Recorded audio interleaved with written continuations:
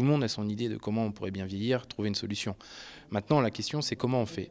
Et le comment on fait aujourd'hui, puisque c'est souvent des individus qui sont complexes de par leur âge, de par leur pathologie, de par leur environnement dans lequel ils vivent, il faut avoir des acteurs qui travaillent au quotidien de ces personnes, qui les accompagnent dans leur vieillissement. Et c'est ce que font d'ailleurs des acteurs comme les mutualistes, qui les accompagnent au domicile, mais qui les accompagnent aussi en institution. Et le type de journée comme on fait aujourd'hui, c'est justement être en capacité de faire rencontrer des acteurs qui connaissent le terrain, qui connaissent les problèmes, avec des gens qui sont capables d'inventer des solutions.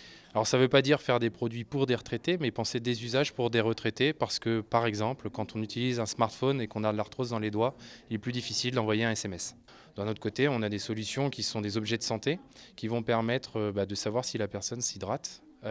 Parce qu'à un certain âge, ils oublient parfois de s'hydrater, parce qu'ils n'ont peut-être plus la même motivation à le faire.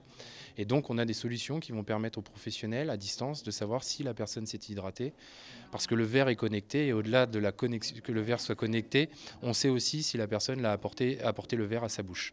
Et finalement, c'est ces mondes de la connaissance des besoins et ce monde de la connaissance des solutions qui fait qu'on va arriver à des solutions qui vont être particulièrement utiles parce qu'elles sont bien pensées pour les usages, particulièrement nouvelles parce qu'elles vont apporter une nouveauté dans la vie de tous les jours de la personne, particulièrement faisable parce que justement comme on a réussi à réconcilier le besoin et l'offre, on arrive à une solution qui est faisable, et particulièrement pérenne ou rentable parce que derrière il y a un modèle économique, il y a un produit qui est acheté, qui crée des bénéfices autant pour le client que pour l'utilisateur, que pour la structure qui va héberger ces personnes. Beaucoup d'entrepreneurs découvrent finalement quelles sont les valeurs de la mutualité française. Ils comprennent mieux parce que les acteurs qui sont présents aujourd'hui, ce sont les acteurs du terrain. Donc ça leur permet de faire dans le monde de l'ingénierie ce qu'on appelle la preuve de concept. Est-ce que ça marche ou est-ce que c'est une idée farfelue? Mais les mutuelles elles peuvent avoir d'autres rôles. Le premier, c'est de pouvoir proposer justement aux entrepreneurs d'avoir accès à des clients potentiels ou à des bénéficiaires. Je dis bien clients ou bénéficiaires parce que parfois la mutuelle, elle va acheter grâce à une centrale d'achat des produits. Parfois, c'est directement la personne âgée qui va acheter le produit. Donc on est dans ce qu'on appelle le B2B ou le B2C.